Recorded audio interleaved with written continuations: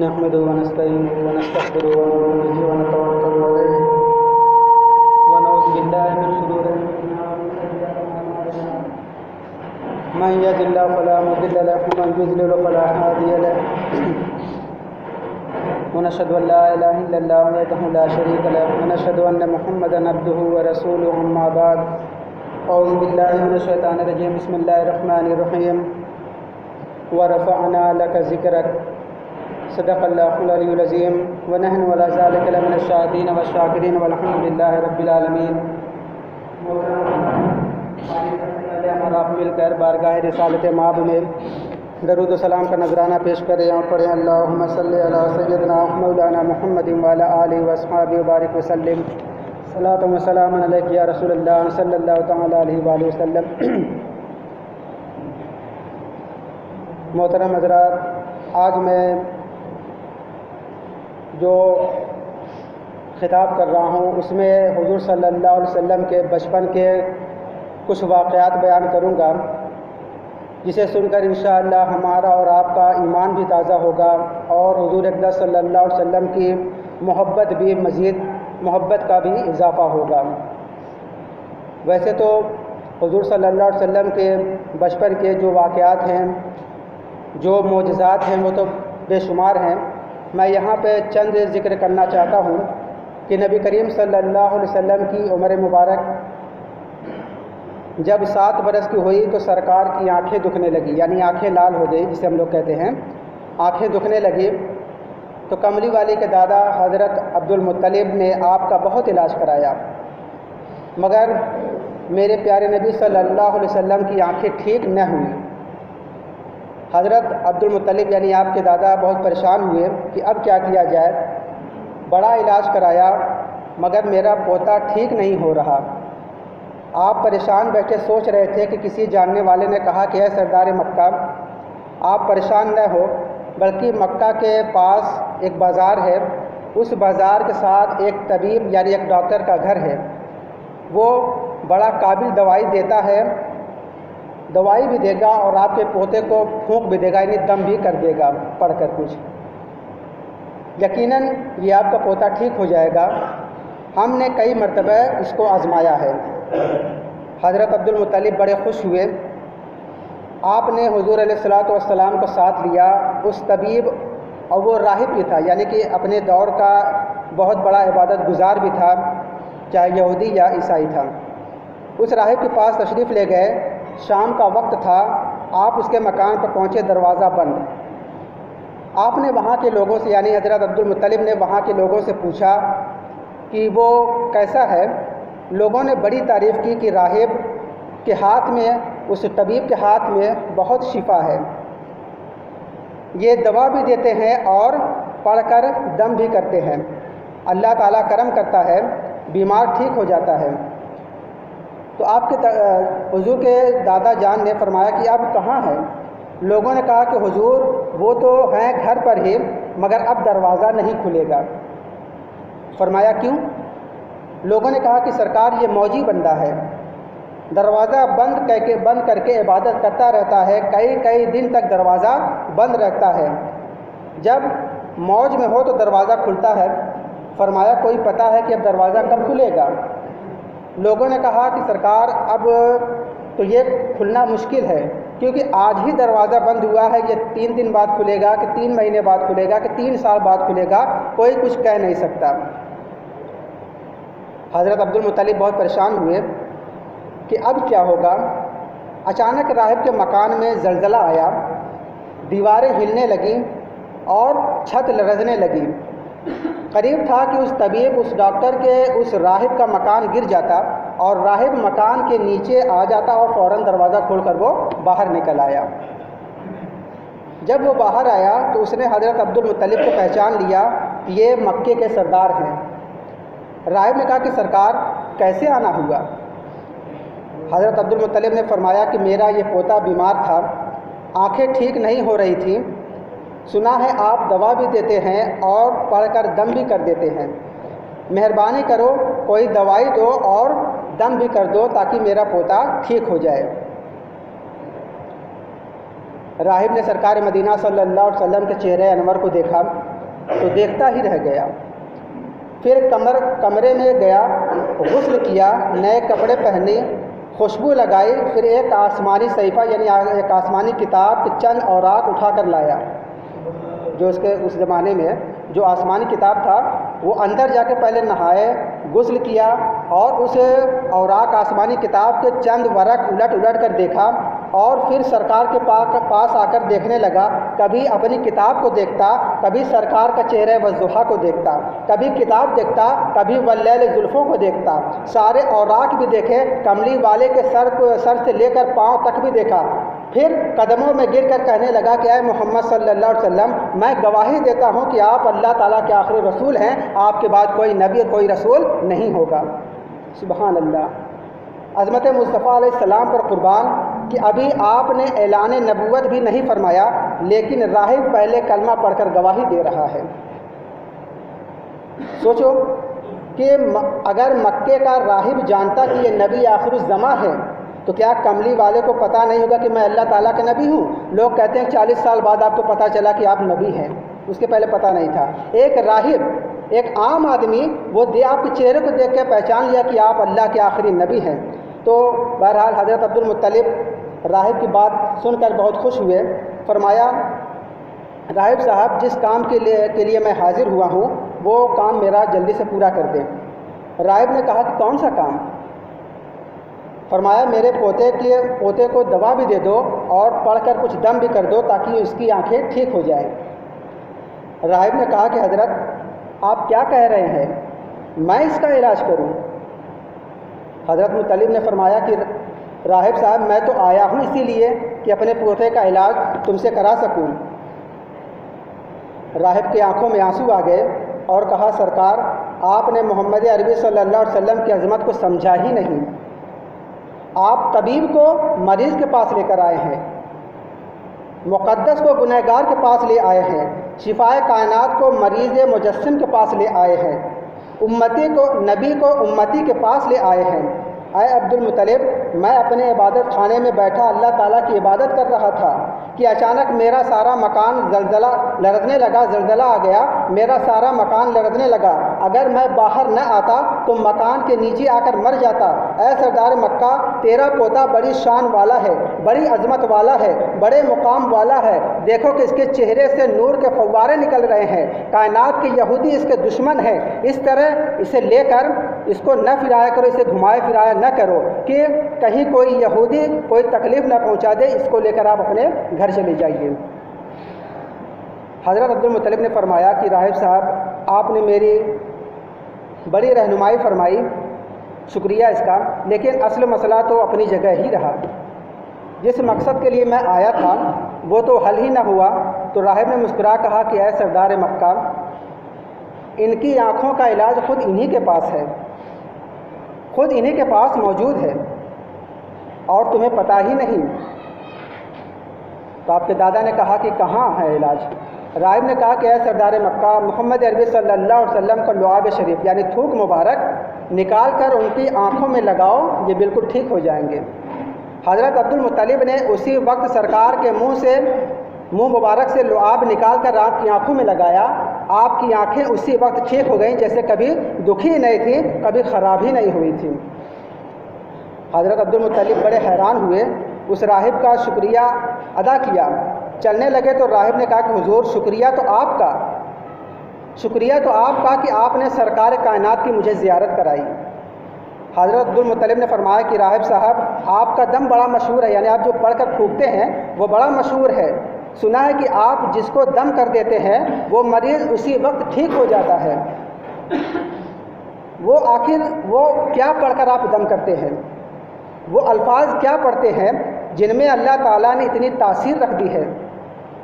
وہ راہب یہ سن کر مسکرا پڑا اور کہا کہ حضور، جب مریض میرے پاس آتا ہے تو میں اللہ تعالیٰ کی بارگاہ میں ہاتھ اٹھا کر دعا کرتا ہوں کہ یا اللہ، تجھے تیرے آخری نبی کی عظمت اور رفعت کی قسم، تجھے اس کے پیار کا واسطہ، تجھے اس کی محبوبیت کا واسطہ اس بیمار کو شفا دے دے، پھر میں مریض پر دم کر دیتا ہوں۔ سبحان اللہ، اللہ تعالیٰ بیماروں کو شفا دیتا ہے۔ یعنی کہ وہ راہب حضور صلی اللہ علیہ وسلم کے وسیلے سے دعا کرتا ہے، آپ کے وسیلے سے دعا مانگتا ہے اللہ تعالیٰ سے، اور مریض پر دم کر دیتا ہے تو اللہ تعالیٰ اس مریض کو شفا عطا فرما دیتا ہے۔ جب نبی کریم صلی اللہ علیہ وسلم کے نام میں اتنی شفا ہے کہ آپ کا نام لے کر دم کیا جائے، مریض ٹھیک ہو جائیں، بیماروں کی بیماریاں چلی جائیں، تو سرکار خود جب ہاتھ پھیرتے ہوں گے تو شفا کیوں نہ ہوتی ہوں گی۔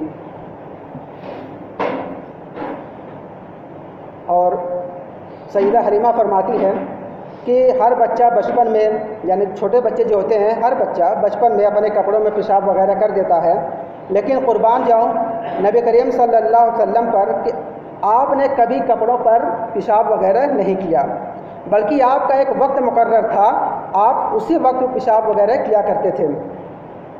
اور سیدہ حلیمہ فرماتی ہے کہ جب میں سرکار کو دودھ پلا لیتے اور ارادہ کرتے کہ کپڑا لے کر آپ کے چہرے وضوء کو صاف کروں یا پانی سے آپ کے چہروں کو دھوؤں، ابھی میں ارادہ کر ہی رہی ہوتی ہوں کہ غیب سے آقا کملی والے علیہ الصلوۃ والسلام کا چہرہ پاک و صاف ہو جاتا تھا۔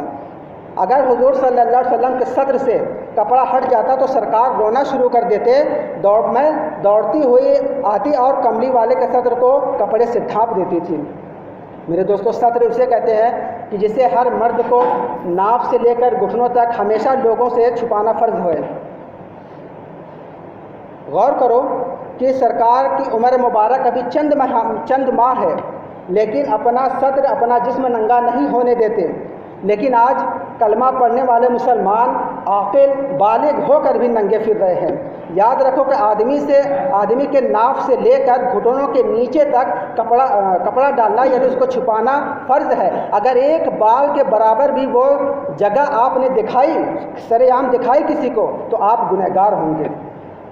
اور آج کل اکثر دیکھا جاتا ہے کہ بہت سے لوگ جو ہمارے خاص طور سے جو نوجوان لڑکے ہیں، میرے نوجوان بھائی، کہ وہ ہاف پینٹ پہنتے یہاں تک کہ ان کا گھٹنا دکھائی دینے لگتا ہے۔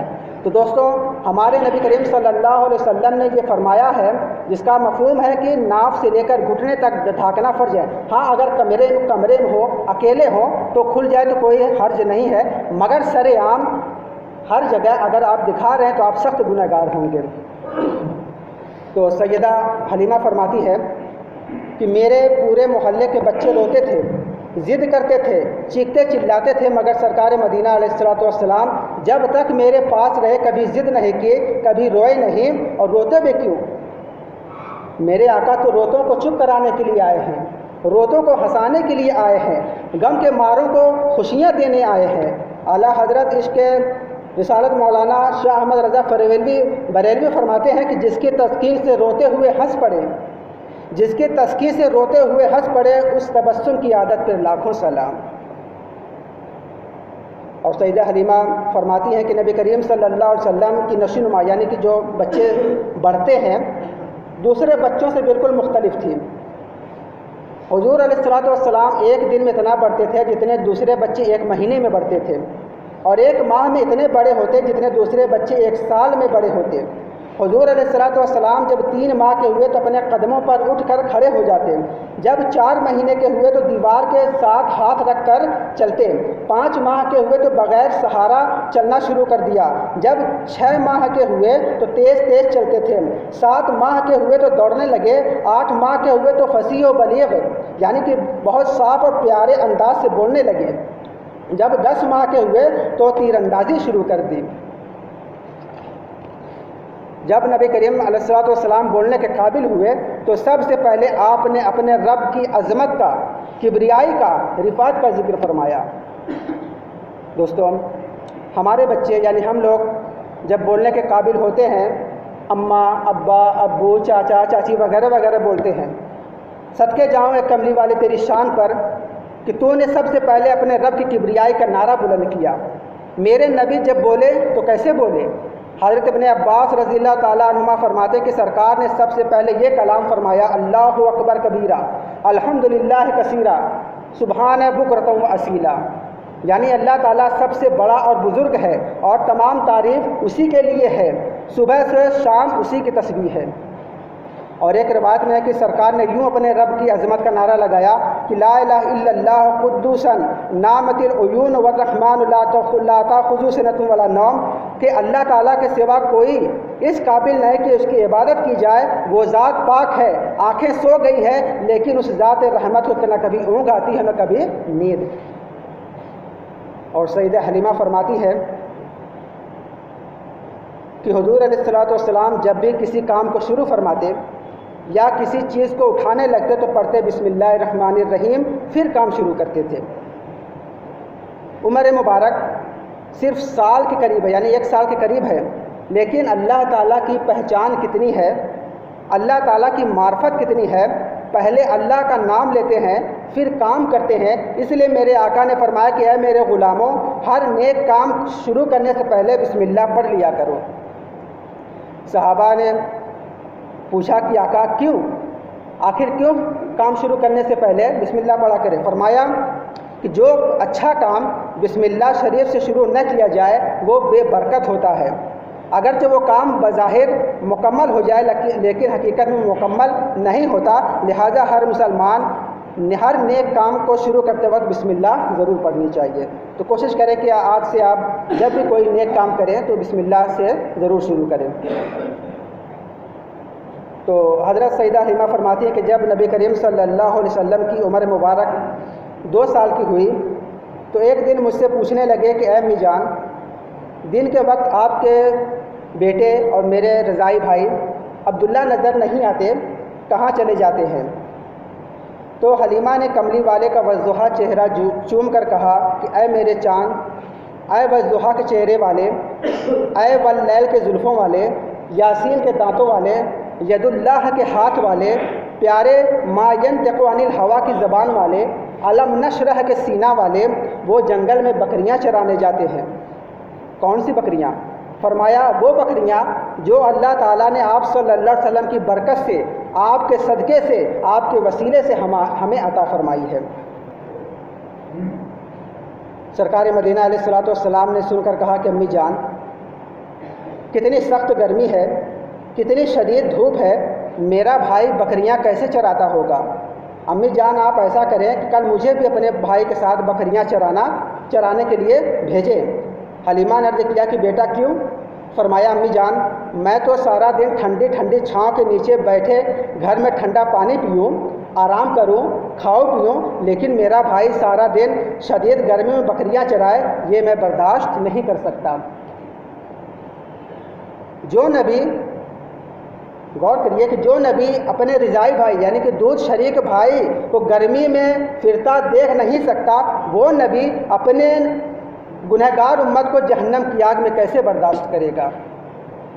میرے پیارے آقا نے کہا کہ امی جان، بھائی کی تکلیف میں برداشت نہیں کر سکتا، مجھے بھی کل جنگل میں بکریاں چرانے جانے دیں۔ سیدہ حلیمہ نے فرمایا کہ عبداللہ انہی صحراؤں، پہاڑوں میں، چٹانوں میں پیدا ہوا ہے، پلا پوسا ہے، یہ گرمی اس کے لیے نئی نہیں ہے، وہ گرمی برداشت کرنے کا عادی ہو چکا ہے۔ لیکن تم تو ایک عالی خاندان کے چشم و چراغ ہو، تمہارے لیے بات زیب نہیں دیتے کہ تم بکریاں چراؤ۔ نبی کریم صلی اللہ علیہ وسلم نے جب حلیمہ کی یہ بات سنی تو منہ چوم کر فرمایا کہ امی جان، آپ کی محبت اور شفقت کا شکریہ، آپ مجھے کل ضرور بھیجیں۔ سیدہ حلیمہ نے کہا کہ بیٹا میں ڈرتی ہوں۔ فرمایا امی جان کس بات سے ڈرتی ہیں؟ عرض کی کہیں کسی حاسد کی نظر نہ لگ جائے، کوئی دشمن تجھے نقصان نہ پہنچائے۔ میرے آقا نے فرمایا امی جان گھبرائے نہیں، جس کا نگہبان، جس کا محافظ، جس کا ناصر رب کائنات ہو، اسے کوئی نقصان نہیں پہنچا سکتا۔ سیدہ حلیمہ نے بڑے حیلے کیے، بڑی کوشش کی، بڑے طریقے لڑائے کہ محمد عربی صلی اللہ علیہ وسلم کو کسی طریقے سے جنگل میں تشریف نہ لے جائیں، لیکن میرے آقا نے ہر بات کا جواب اس طریقے سے پیش فرمایا کہ سیدہ حلیمہ حضور علیہ الصلوۃ والسلام کو بکریاں چرانے کے لیے جنگل بھیجنے پر راضی ہو گئیں۔ اور دوسرا دن آیا، صبح ہوئی، سرکار بکریاں چرانے کے لیے تیار ہو گئے۔ حضرت ابو ہریرہ رضی اللہ تعالیٰ عنہ فرماتے ہیں کہ حضور علیہ الصلوۃ والسلام نے اپنے صحابہ کی محفل میں جلوہ گر ہیں، نبوت کی رسالت کی بات چل پڑی تو کملی والے آقا نے فرمایا، صحابہ نے عرض کی جی آقا، فرمایا مجھ سے پہلے جتنے بھی اللہ تعالیٰ کے نبی دنیا میں تشریف لائے ہیں ہر نبی نے بکریاں چرائی ہیں۔ صحابہ نے عرض کیا کہ آقا کیا آپ نے بھی بکریاں چرائی ہیں؟ فرمایا ہاں میں بھی ماں حلیمہ کی بکریاں چرائی ہیں۔ علامہ حلبی سے کسی نے پوچھا کہ آپ عالم ہے، محدث ہے، مفسر ہے، منصف ہے، یہ تو بتائیں کہ اللہ تعالیٰ کے نبی بکریاں کیوں چراتے تھے؟ علامہ حلبی نے بڑا پیارا جواب دیا، فرمایا کہ بکری چونکہ کمزور اور ضعیف ترین جانور ہے، جو انسان بکریاں چراتا ہے اس میں قدرتی طور پر نرمی، محبت، پیار، شفقت اور انکساری کا جذبہ پیدا ہو جاتا ہے۔ اللہ تعالیٰ نے یہ کام نبیوں سے اس لیے کرایا کیونکہ ہر نبی کو مخلوق کی تربیت کرنی تھے۔ تربیت وہی کر سکتا ہے جو نرم مزاج ہو، محبت کا پیکر ہو، خوش اخلاق ہو، کیونکہ یہ صفتیں انسان کا دل موہ لیتی ہے اور ہر انسان ایسے آدمی کی طرف متوجہ ہوتا ہے۔ انشاءاللہ اس واقعے کو میں اگلے جمعہ کو بیان کروں گا، کیونکہ بچپن کے جو بکریاں کا واقعہ، بکری اور شیر کا واقعہ ہے، بہت ہی بہترین واقعہ۔ انشاءاللہ جب آپ سنیں گے تو ہمارا اور آپ کا ایمان بھی ضرور بڑھے گا اور حضور صلی اللہ علیہ وسلم کی محبت بھی ضرور بڑھے گی۔ اللہ تبارک و تعالیٰ سے دعا ہے کہ ہمیں کہنے سننے سے زیادہ عمل کی توفیق عطا فرمائے۔ وآخر دعوانا الحمد للہ رب العالمین۔